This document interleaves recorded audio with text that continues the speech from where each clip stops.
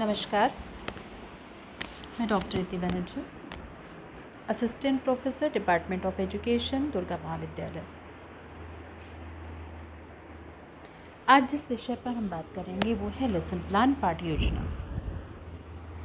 पाठ योजना एक प्रकार से शिक्षक की ऐसी तैयारी है जिसमें वो कक्षा में प्रवेश करने से पहले ये निश्चित कर लेता है कि उसे विद्यार्थियों को क्या पढ़ाना है, क्यों पढ़ाना है, कैसे पढ़ाना है और किसकी सहायता से पढ़ाना है। इसके साथ ही वो बच्चों के मानसिक स्तर को समझता है कि वो किस क्लास से हैं बच्चे, उनका IQ लेवल क्या है, पाठ्य वस्तु को किस प्रकार प्रस्तुत करेगा। इसके साथ ही शिक्षण करने के पश्चात कौन कौन से बालक में व्यवहारगत परिवर्तन हुए हैं, इसके भी वह जांचता है। पाठ योजना से तात्पर्य पाठ योजना का निर्माण शिक्षक के लिए उतना ही आवश्यक है जितना कि एक इंजीनियर को भवन निर्माण के लिए मानचित्र या ब्लूप्रिंट का होना। एक सफल प्रभावी शिक्षण हेतु पाठ योजना अत्यंत आवश्यक है, जिसमें शिक्षक अपनी पाठ्य वस्तु, अधिगम तथा शिक्षण सिद्धांतों को ध्यान में रखकर शिक्षण के पूर्व चिंतन करता है और एक लिखित पाठ योजना तैयार करता है। एक प्रकार से हम कह लें कि पाठ योजना नियोजित निश्चित उद्देश्य, निश्चित पाठ्यचर्या और नियोजित शिक्षण के आधार पर एक प्रकार का शिक्षण है। पाठ योजना में शिक्षक का पूरा प्रयास होता है कि वो एक निश्चित समय में अपने पाठ्य वस्तु को स्पष्ट करने के लिए बालकों के पूर्व ज्ञान का संबंध नवीन ज्ञान से जोड़े। पूर्व ज्ञान अर्थात वह ज्ञान जो बालक अपने परिवार से, आस पड़ोस से या किसी से भी स्थायी रूप से जानता है, समझता है और उसे ज्ञात होता है। उस पूरे ज्ञान को ध्यान में रखते हुए शिक्षक अपने पाठ के नवीन ज्ञान से जोड़ता हुआ चला जाता है। एक अच्छी पाठ योजना के द्वारा शिक्षक कोई भी साधारण विषय वस्तु को भी प्रभावशाली बना सकता है। एक सुनियोजित पाठ में पाठ का विषय, कक्षा के उद्देश्य, प्रक्रिया, समय प्रबंधन और छात्र अभ्यास सम्मिलित होता है।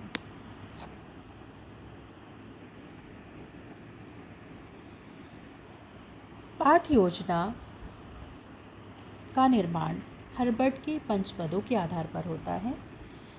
ये हर्बर्ट की पंचपद क्या है, इसे हम थोड़ा सा जानने का प्रयास करते हैं। पाठ योजना के जो पंचपद हैं उनके प्रवर्तक हैं जॉन फ्रेडरिक हर्बर्ट, जो कि जर्मन के दार्शनिक व शिक्षा शास्त्री थे। उन्होंने पाठ योजना के इन उपागम या अप्रोच को 1883 में बनाया और उन्होंने इसमें 4 पदों को सम्मिलित किया: स्पष्टता, क्लैरिटी, संबद्धता, रिलेशन, व्यवस्था, मैनेजमेंट, विधि, मेथड। हर्बर्ट ने,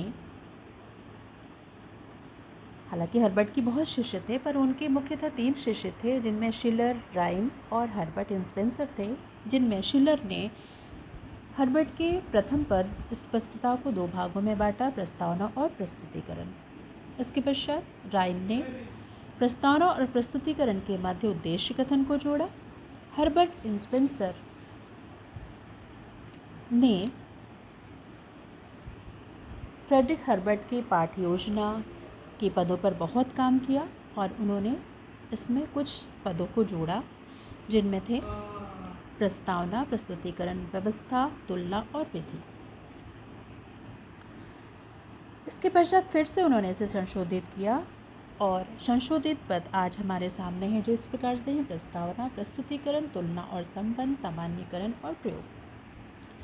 प्रस्तावना, जिसमें कि छोटे छोटे प्रश्न होते हैं जिनके माध्यम से एक शिक्षक पूर्व ज्ञान को नवीन ज्ञान से जोड़ता है और अपने आज के पाठ का प्रस्तुतिकरण करता है। प्रस्तुतिकरण से तात्पर्य विषय का वह मुख्य पाठ, वह कंटेंट जिसका ज्ञान आज वो अपने छात्रों को देना चाहता है, जिसमें वो विभिन्न प्रकार की स्ट्रेटेजी के द्वारा या शिक्षण युक्तियों के द्वारा अपने प्रस्तुतिकरण को प्रभावशाली बनाता है। तुलना और संबंध प्रस्तुतिकरण के मध्य वह विभिन्न प्रकार के आदर्शों के द्वारा, नियमों के द्वारा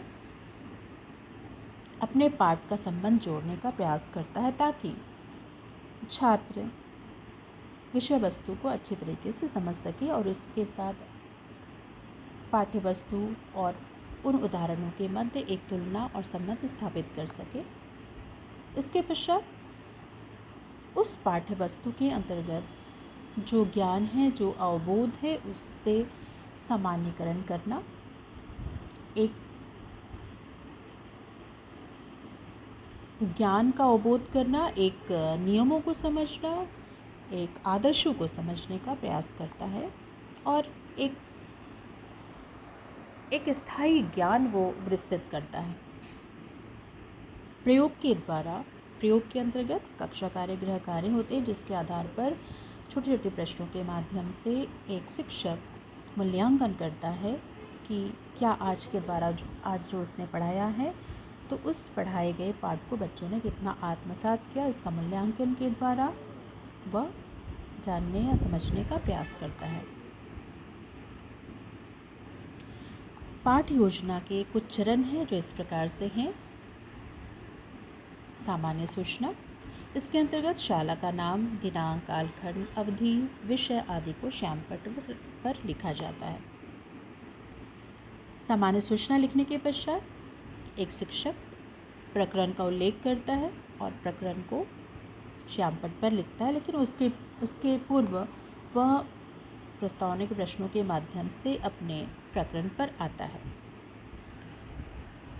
प्रकरण के पश्चात सामान्य उद्देश्य जो कि विषय से संबंधित होते हैं, जैसे कि मान लीजिए हिंदी है, सामाजिक विज्ञान है, इनसे संबंधित उद्देश्य सामान्य उद्देश्य कहलाते हैं। विशिष्ट उद्देश्य वे होते हैं जो पाठ से संबंधित होते हैं, जो शिक्षण को एक दिशा प्रदान करते हैं। ये विशिष्ट उद्देश्य के आधार पर ही एक शिक्षक प्रस्तुतिकरण को एक दिशा की ओर लेके जाता है और अपने उद्देश्य पर सफल होता है।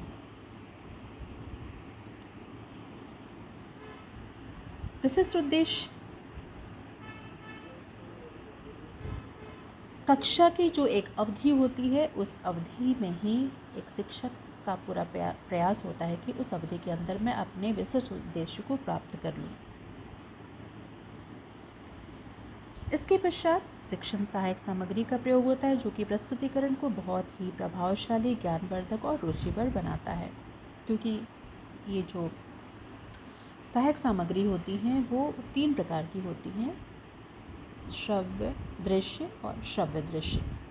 तो श्रव्य दृश्य और श्रव्य दृश्य के माध्यम से एक शिक्षक अपने प्रस्तुतिकरण को प्रभावी बनाने का प्रयास करता है और इसके लिए वह विषय से संबंधित जो भी शिक्षण सामग्री हैं, चाहे वो मानचित्र हो, किताब हो, ग्लोब हो, OHP के थ्रू हो, इनके द्वारा या कोई रियल ऑब्जेक्ट है उसके द्वारा अपने विषय वस्तु को स्पष्ट करता है। इसके साथ ही शिक्षण सहायक सामग्री परंपरागत भी होते हैं, जैसे कि चौक है, डस्टर है, रोलिंग ब्लैक बोर्ड है, पॉइंटर है। इसके सहायता से वह शिक्षक देने का प्रयास करता है। और ये जो सहायक सामग्री है वो विषय और प्रकरण के अनुरूप ही होने चाहिए, इसका ध्यान रखना आवश्यक होता है। इसके बाद आती है शिक्षण विधि। किसी विषय की पाठ्य वस्तु को कैसे पढ़ाया जाए, हाउ टू टीच का उत्तर प्रदान करती है। विधि एक ऐसी स्ट्रेटेजी है जिसे शिक्षक तैयार करता है अपने पाठ्य वस्तु के हिसाब से। विधि को सपोर्ट करने के लिए शिक्षण प्रविधि होती है, जिसे मान लीजिए व्याख्यान अगर विधि है तो उस व्याख्यान विधि को सपोर्ट करने के लिए शिक्षक विभिन्न प्रकार की प्रविधियों को प्रयोग करेगा, जैसे उदाहरण प्रविधि, स्पष्टीकरण प्रविधि, प्रश्नोत्तर प्रविधि आदि आदि प्रविधियों का प्रयोग करेगा। प्रविधि के पश्चात शिक्षण सूत्र होते हैं जो कि विषय के अनुरूप होते हैं, पाठ के अनुरूप होते हैं। ये जो शिक्षण सूत्र हैं वो शिक्षण और सीखने की प्रक्रिया दोनों को दिशा प्रदान करते हैं। जैसे कि मैंने आपको बताया था कि कक्षा का स्तर हुआ या बच्चों का मानसिक स्तर हुआ, उनकी बुद्धि लब्धि, उनके आईक्यू लेवल के आधार पर एक शिक्षक ये प्रयास करता है कि वह अपने पाठ्य वस्तु को सरल से कठिन की ओर लेके जाए, ज्ञात से अज्ञात की ओर लेके जाए। इस प्रकार के विभिन्न प्रकार के शिक्षण सूत्र होते हैं जिसका प्रयोग एक शिक्षक बहुत ही सावधानीपूर्वक करता है। पूर्व ज्ञान के अंतर्गत वे सभी प्रकार के ज्ञान, सूचनाएं, अनुभव आते हैं जो कि एक बालक को ज्ञात होते हैं या जिससे बालक जानता है, समझता है। ये जो पूर्व ज्ञान है उसके लिए बालक को किसी औपचारिक व्यवस्था पर नहीं जाना होता, वो अप्रत्यक्ष रूप से किसी से भी कुछ भी ज्ञान प्राप्त कर सकता है, चाहे वो परिवार का सदस्य क्यों ना हो, पास पड़ोस क्यों ना हो या दोस्त संबंधी क्यों ना हो। इसके पश्चात पाठ योजना का क्रियात्मक पक्ष आता है, अर्थात अब यहाँ पर शिक्षक अपने व्यवहारगत या व्यवहारिक पक्ष को प्रस्तुत करता है। जैसे प्रस्तावना हर्बर्ट का एक क्रियात्मक पद है, पहला पद है, जिसमें वह छात्रों के पूर्व ज्ञान को जांचने का प्रयास करता है। इसके लिए वह कुछ प्रश्न पूछता है छात्रों से और उन प्रश्नों के माध्यम से, उन प्रश्नों के उत्तरों के माध्यम से वह नवीन ज्ञान से उस पूर्व ज्ञान को जोड़ने का प्रयास करता है, ताकि आज जो वह प्रस्तुत करने जा रहा है उस ज्ञान को सीखने और ग्रहण करने की प्रक्रिया में छात्र उत्सुक रहे। जब पूर्व ज्ञान से नवीन ज्ञान जुड़ जाते हैं, उसके पश्चात छात्रों के समक्ष एक शिक्षक उद्देश्य कथन रखता है, जिसमें वह अपने पाठ के बारे में चर्चा करता है और इस उद्देश्य कथन को बोलते वो श्यामपट्ट पर लिखता है। ये जो उद्देश्य कथन होते हैं वो पाठ की विषय वस्तु को स्पष्ट कर देते हैं कि आज बालक क्या पढ़ने जा रहा है। उद्देश्य कथन के पश्चात प्रस्तुतिकरण आता है, जो कि क्रियात्मक पक्ष का अत्यंत ही महत्वपूर्ण चरण होता है। प्रस्तुतिकरण के माध्यम से ही एक शिक्षक अपने विषय वस्तु को, अपने पाठ्यचर्या को या अपने कंटेंट को बच्चों के समक्ष या छात्रों के समक्ष प्रस्तुत करता है, जिसके अंतर्गत वह प्रश्नों के द्वारा, उदाहरणों के द्वारा, व्याख्या के द्वारा अपने विषय वस्तु को स्पष्ट करता हुआ चला जाता है। और जब वह प्रस्तुतिकरण देता है, उस प्रस्तुतिकरण के मध्य वह श्यामपट्ट कार्य करता है। श्यामपट्ट कार्य में विषय वस्तु के मुख्य बिंदुओं का उल्लेख करता हुआ चला जाता है, ताकि बालक जब सुन रहा है और साथ ही श्यामपट्ट लिखे हुए मुख्य बिंदुओं को देखता है तो वो उसे अच्छी तरीके से आत्मसात करता है। तो प्रस्तुतिकरण में श्यामपट्ट का कार्य अत्यंत महत्वपूर्ण है, जिसे हम कह सकते हैं कि यह शिक्षक का एक अभिन्न मित्र होता है। इसके पश्चात जब प्रस्तुतिकरण की प्रक्रिया ख़त्म होती है वो शिक्षक बोध प्रश्न छात्रों से पूछता है। बोध का अर्थ हुआ ज्ञान।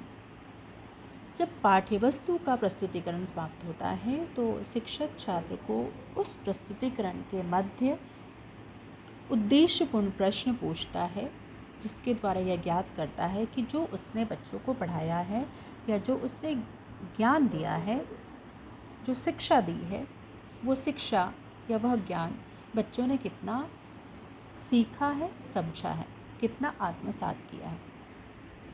बोध प्रश्न छोटे छोटे होते हैं जो पाठ के मध्य से लिए जाते हैं।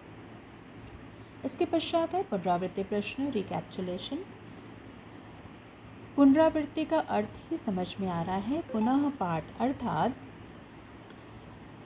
पाठ की जो विषय वस्तु है आरंभ से लेकर अंत तक, जिसे कि एक शिक्षक ने एक अन्विति या 2 अन्विति में प्रस्तुति दी है, उस एक अन्विति या 2 अन्विति के मध्य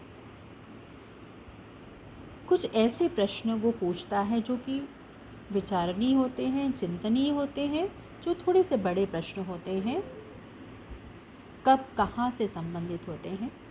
तो ऐसे प्रश्नों को एक शिक्षक छात्रों के समक्ष रखता है, जिसके आधार पर वह उनका मूल्यांकन करता है कि वह यह समझने का प्रयास करता है कि आज जो विषय वस्तु मैंने पढ़ाई है उस विषय वस्तु को छात्रों ने क्या पूरा समझ लिया है, और अगर लगता है कि कहीं उत्तर प्राप्त नहीं हो रहे हैं, उस स्थिति में वह फिर से उस पाठ को दोहराता है। पुनरावृत्ति के पश्चात कक्षा कार्य होते हैं। कक्षा कार्य और गृह कार्य। कक्षा कार्य गृह कार्य के द्वारा ये प्रयोगात्मक पहलू होते हैं, जिसे प्रश्नों के माध्यम से एक शिक्षक छात्र का मूल्यांकन करता है। कक्षा कार्य में छोटे छोटे वस्तुनिष्ठ प्रश्न होते हैं, जैसे खाली स्थान भरो, उचित संबंध जोड़ो, हाँ या नहीं, शब्दार्थ, विपरीतार्थ, इस प्रकार के प्रश्न होते हैं छोटे छोटे। और ये वही प्रश्न होते हैं जो पाठ के अंदर से निकाले जाते हैं, जिसमें छात्र की सहभागिता एक शिक्षक लेता है। वह बारी बारी से एक छात्रों से उन प्रश्नों के उत्तर श्यामपट्ट पर करवाते चला जाता है। कक्षा कार्य के पश्चात गृह कार्य होते हैं। गृह कार्य पाठ्य योजना का अंतिम सोपान होता है और एवं बहुत ही आवश्यक होता है, क्योंकि गृह कार्य के द्वारा बालक जो ज्ञान उसने आत्मसात किया है उस ज्ञान को वह स्थायी करता है। उस अधिगम को जांचने की प्रक्रिया है गृह कार्य। कक्षा की समाप्ति के पश्चात जब बालक घर पर इन पढ़ाए गए विषय वस्तु का चिंतन मनन करता है, तो उसका अवबोध या उसका ज्ञान स्थायी होता चला जाता है, और इस प्रकार से यह ज्ञान उसके शैक्षिक विकास में बहुत उपयोगी सिद्ध होता है। तो गृह कार्य और कक्षा कार्य अत्यंत आवश्यक है। पाठ्य योजना के विषय में अगर हम जानें और समझें, तो हमने देखा कि एक प्रतिबद्ध शिक्षक या एक डिवोटेड टीचर के लिए पाठ्य योजना का अत्यंत महत्व है। एक अच्छी पाठ्य योजना शिक्षक के लिए पाठ प्रदर्शक का काम करती है, जिसमें शिक्षक की सफलता एवं शिक्षण दोनों प्रभावी होता है। पाठ्य योजना के माध्यम से ही कक्ष नियंत्रित होता है, अनुशासित होता है।